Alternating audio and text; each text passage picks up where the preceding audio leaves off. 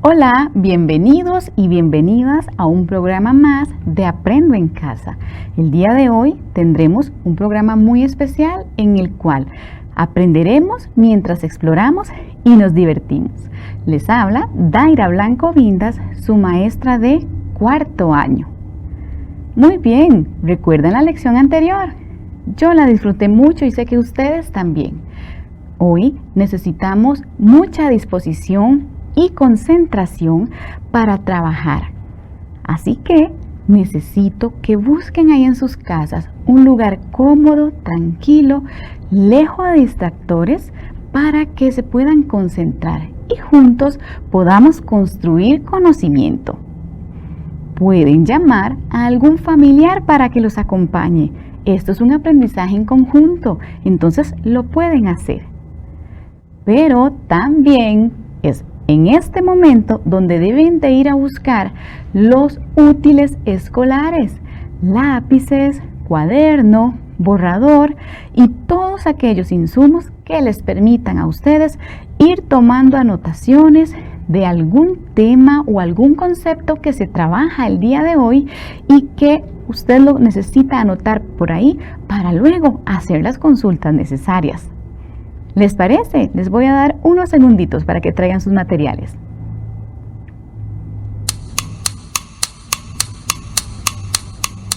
¿Listos? ¡Excelente! Lo hemos hecho. Muy bien. Bueno, la semana pasada estuvimos analizando textos para encontrar la relación que tiene la idea fundamental con las ideas complementarias. ¿Ustedes lo recuerdan?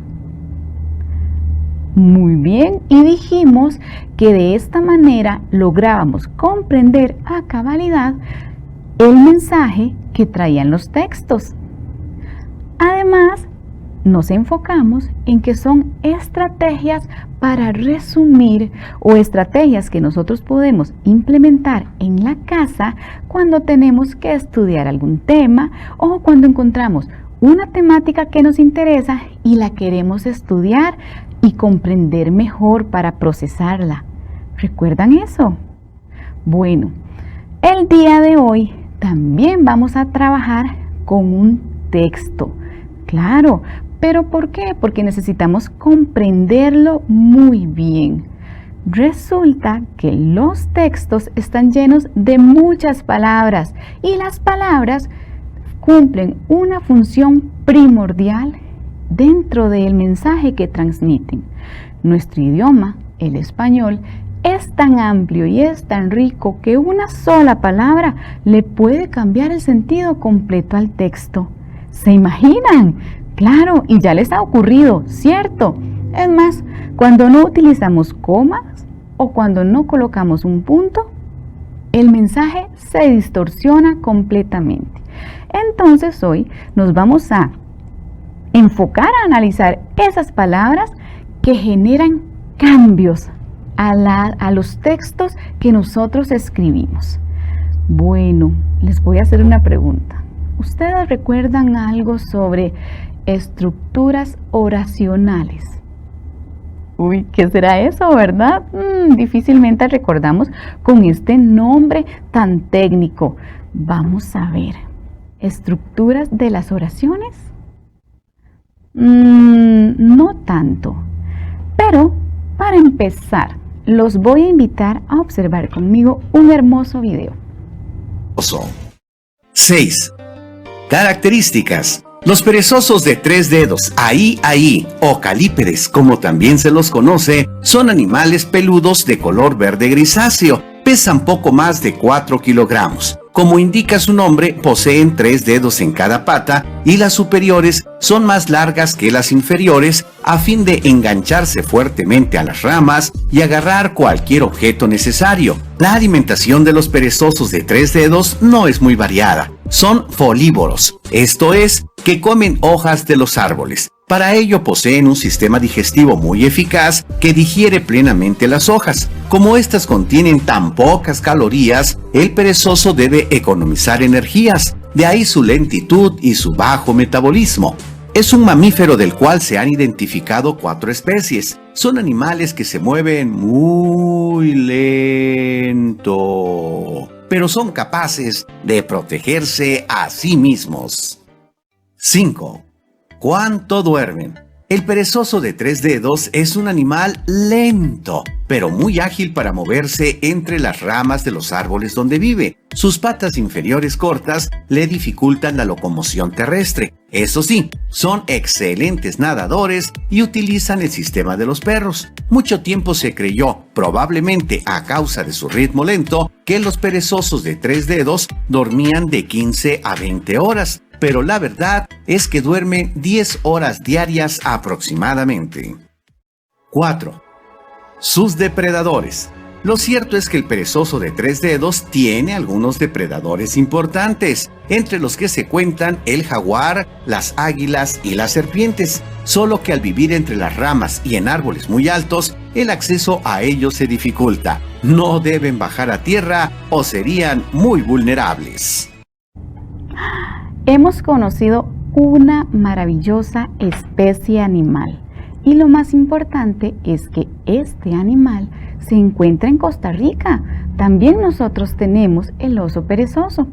Tenemos el oso perezoso cerca del nivel del mar, cerca de la playa, pero el que se conoce como oso perezoso de 3 dedos. Cerca de las montañas, o sea, en las zonas más altas y frías de nuestro país, podemos encontrar al oso perezoso de 2 dedos. Ambas especies maravillosas y que mantienen las mismas características de supervivencia, de sobrevivencia y cómo ellos se manejan en los árboles. ¿Vieron qué maravilloso? ¿Vieron qué especie más bonita y más interesante? Bueno, el día de hoy me acompaña Cami. Cami es la osa perezosa que la niña Laura nos presentó. Es un ejemplo que podemos observar de esta preciosa especie. Bueno, pero ¿qué tendrá que ver los osos perezosos con el tema de hoy? Los voy a invitar a reflexionar y a pensar qué acciones realizaban los osos perezosos, según lo que vimos en el video, por supuesto. Ahora, piensen también de quiénes se hablaba en el video. Claro, ¿verdad? La respuesta salta, yo sé que sí, y lo vamos haciendo muy bien. Pero nosotros necesitamos además enfocarnos un poquitito más en el tema de hoy. Para esto necesito que me acompañen a observar unas presentaciones. ¿De quién o de quiénes se hablaba en el video? Claro, ya lo contestamos, ¿verdad? De los osos perezosos. Y esa pregunta, ¿de quién o de quiénes se habla en la oración o en el texto o en este caso del video? Es la pregunta que me lleva a pensar en el sujeto de una oración. Entonces, los osos perezosos son el sujeto de la oración. Recordemos que lo podemos identificar cuando nos preguntamos ¿quién, quiénes o de qué se está hablando en la oración o en el texto? Vamos a observar, dice, los osos perezosos habitan en casi todo el territorio de Costa Rica. Y yo les pregunto, ¿quiénes habitan en casi todo el territorio de Costa Rica? Los osos perezosos. De esta manera, ven, logramos identificar el sujeto. Muy bien. Voy a recordarles la definición de sujeto. Es la persona, animal o cosa de quien se habla en la oración y va a responder a las preguntas ¿quién, quiénes o de qué se está hablando? Muy bien. ¿Vieron? Es sencillo. Entonces, el sujeto de quién o quiénes se está hablando en la oración o en este caso en el texto. Muy bien. Ahora, pensemos en las acciones o estados en los que podemos encontrar a los osos perezosos. Vamos a ver. Muy bien. Vamos a observar una imagen. Si ustedes pensaron en moverse muy lento, en comer hojas, camuflarse, protegerse a sí mismos, dormir 10 horas o incluso recordaron que en el video hablaban del proceso de crecimiento, estamos haciendo referencia a acciones o a procesos e incluso a estados del oso perezoso. ¿Saben a qué nos estamos enfocando en este momento entonces?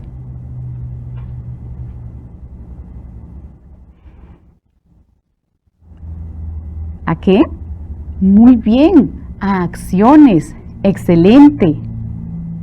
Resulta que las acciones nos van a hacer referencia a los verbos. Las palabras que nos indican estados o acciones que hacen las personas, las cosas o los animales, como en este caso el perezoso, y va a responder a la pregunta, ¿qué hace o qué hicieron? Eso es un verbo. Muy bien. Vamos a ver, dice, los perezosos viven en los árboles. Viven. Los osos perezosos nadan en los ríos. Estos mamíferos duermen mucho. Acciones, estados. Eso es lo que observamos en esas oraciones. Entonces hace referencia al verbo. Muy bien.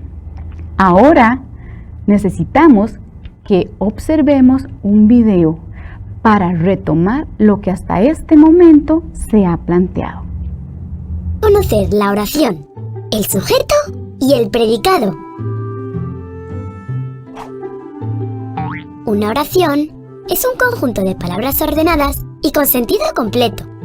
No es lo mismo decir muy casa es bonita la, que no tiene ningún sentido, que decir la casa es muy bonita.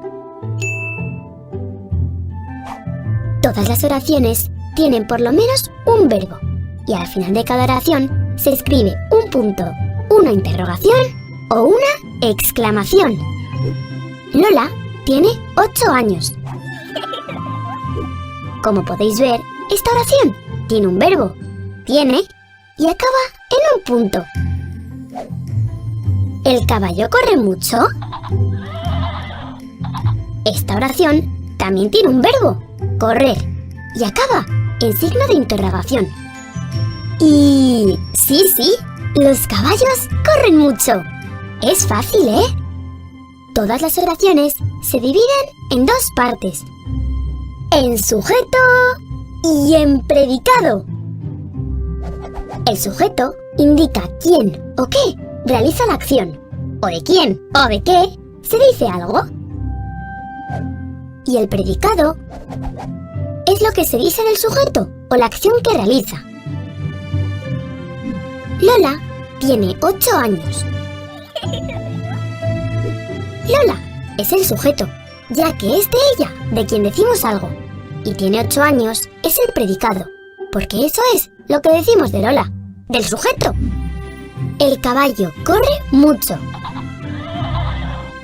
En esta oración, el sujeto es el caballo, porque es él el que realiza la acción.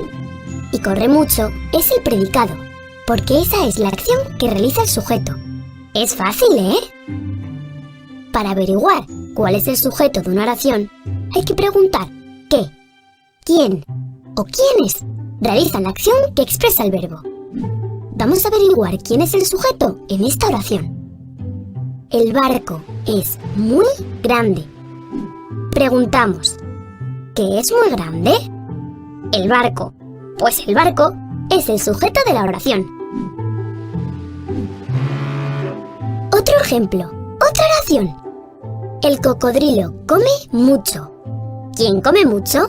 El cocodrilo. Pues el cocodrilo es el sujeto de la oración. ¿A qué es súper fácil averiguar cuál es el sujeto de una oración? Ahora vamos a conocer el núcleo del sujeto y del predicado. El núcleo es la palabra más importante del sujeto y puede ser un nombre o un pronombre. El núcleo del predicado siempre es un verbo. El canguro salta mucho. Canguro es el núcleo del sujeto. Y salta es el núcleo del predicado, porque es el verbo, la acción que realiza el sujeto.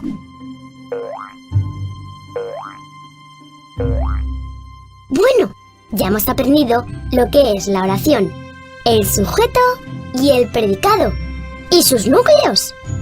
Adiós, amigos. ¡Excelente! El sujeto de quien se habla en la oración. Y las acciones me van a recordar el verbo, pero ojo, no solo acciones, sino estados también. Vamos a observar nuevamente. Ejemplo, los perezosos viven en los árboles, viven. Los osos perezosos nadan en los ríos. Estos mamíferos duermen mucho. Esos son ejemplos de verbos en esas oraciones. Muy bien. Pero también tenemos que recordar que las acciones dentro de una oración se plantean de acuerdo al número de personas que realizan la acción. Ah, ¿qué será eso? Bueno, a eso le llamamos conjugar el verbo. Entonces necesito que observemos el siguiente video que retoma este tema. Bueno, entonces te interesará saber que las acciones que expresan los verbos indican el número. ¿Cómo es esto? Deben saber que las acciones pueden estar realizadas por una o varias personas. No es lo mismo si digo, yo presté mis marcadores, que si digo, nosotros prestamos los marcadores. Si las acciones las realizan una sola persona, está en singular, como por ejemplo, yo presté los marcadores. Si digo, tú prestaste marcadores, también es singular, igual que si digo, él prestó marcadores. Son todas acciones que las hace una sola persona. ¿Y si las hacen muchas personas? Decimos que el verbo está en plural. Por ejemplo, nosotros prestamos los marcadores. Si se trata de prestar, siempre es mejor que las acciones sean en plural. También para saber quién o quiénes han realizado la acción, tienen que saber que los verbos no lo pueden decir. Puede ser la primera persona del singular. Por ejemplo, yo salto la soga. Puede ser la segunda persona del singular, tú saltas la soga. O la tercera persona del singular, él salta la soga. Es sencillo. Primera es la persona que habla. Segunda es la que escucha o a quien se dirige. Y tercera es la persona de la que se habla. La primera persona del plural es nosotros, porque somos los que hablamos, los que contamos que saltamos, vosotros a los que les hablamos, y ellos de quienes estamos hablando. Siempre deben tener en cuenta que el verbo tiene que estar en concordancia con el número del sustantivo. Si digo ellas, el verbo es saltan. Si digo él, el verbo es salta. Siempre hay que respetar el singular y el plural. Yo escribiré una oración en la pizarra y ustedes me dirán cuál es la acción que en ella se produce, es decir, tendrán que identificar el verbo de la oración. Anoche vimos una película en la televisión. Vimos es el verbo. Es lo que hicimos anoche. Muy bien. Y en esta oración, siempre juego con mi hermano a las cartas. Juego. Eso es fácil porque yo siempre juego. Ahora quiero que me digan el nombre de esos verbos que encontraron en las oraciones. Para nombrar el verbo usamos su infinitivo. Los infinitivos terminan en ar, o ir. Esto es como si dijéramos que el nombre de vimos es ver. Termina en er. El segundo verbo, eso que tanto le gusta hacer a Matías, es jugar y termina en ar. Estamos buscando los infinitivos de algunos verbos. Todas las palabras y por supuesto también los verbos tienen una parte que nunca cambia. Esa parte es la raíz. Por ejemplo, ayer corrimos una carrera. ¿Cuál es el verbo? Corrimos y el infinitivo correr. Bien. Si le quitamos la terminación que es er, queda la raíz de la palabra que es cor. La parte del verbo que nunca se va a modificar, aunque digamos corrimos, corrí, correrán, correrían. Decimos que todos los verbos que terminan en ar forman parte de la primera conjugación. Cantar, llorar, estudiar, jugar, brindar. La segunda conjugación reúne a los verbos terminados en er. Correr, comer, querer, tejer, aprender. Excelente. Y los verbos de la tercera conjugación son los terminados en ir. Partir, destruir, salir, vivir, repartir.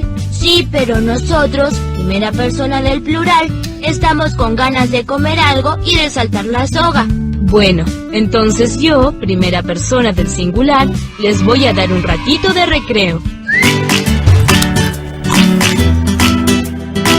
Mati, ¿qué es eso que guardas tan misteriosamente? Es algo que quiero mostrarte. Un regalo que le hice a mi papá para regalarle para su cumpleaños. Me encanta, Matías. Muéstrame, vamos. Es una historieta de la vida de mi papá. Comienza cuando nació en el barrio de Bermúdez. Dice, él nace en Bermúdez. Es un niño simpático, pero algo gruñón. Tiene 6 años y empieza el primer grado para ver si de una vez aprende a leer y escribir. Me gusta, Mati, pero creo que tendrías que corregir los tiempos verbales para dar idea que son hechos pasados. Las acciones que ya pasaron van en pasado, las que son ahora van en presente y las que van a ser van en futuro. Te felicito, amigo. Y además tengo que fijarme que el verbo y el sustantivo concuerden en número. ¡Qué interesante! ¿Verdad que sí? Muy bien. ¿Qué sucede si se ponen a pensar en posibles oraciones, pero tomando en cuenta la información que tenemos ya sobre esta especie animal? Muy bien, yo sé que se les ocurren muchas oraciones, pero les voy a presentar unas. De esta manera ustedes van a contrastar el esfuerzo que ustedes están realizando en casa con lo que yo les voy a presentar. ¿Les parece? Vamos a observarlas. Dice, los osos perezosos nunca corren. Los osos perezosos siempre comen hojas de árboles. Estos mamíferos viven lejos del suelo y arriba de los árboles. Si analizamos cada una de las oraciones, esas palabras que están subrayadas nos están diciendo algo del verbo. A ver, nunca corren, siempre comen, viven lejos o viven arriba de los árboles. ¿Se dan cuenta? Nos dan como una especificación con respecto al verbo.